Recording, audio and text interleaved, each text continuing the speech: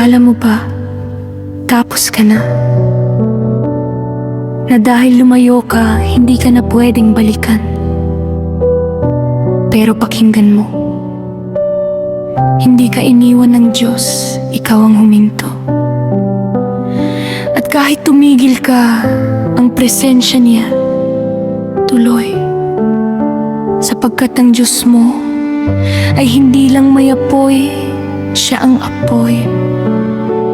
At ang apoy niya, hindi lang para sa mga perpekto, para ito sa mga nanlamig, sa mga dating nagliliyab.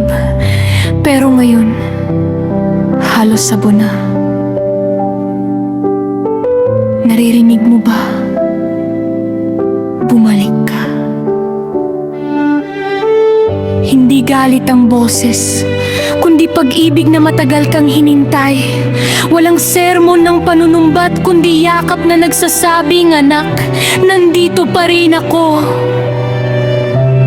Dahil ang apoy ng Diyos hindi namamatay sa paglayo mo, pero nagniningas muli kapag bumalik ka. Kaya kung nararamdaman mong malamig ka na, hindi pa huli. Ito ang sandali mo, hindi para itago ang sugat mo, kundi para ilapit ito sa apoy at muli kang magliliyab.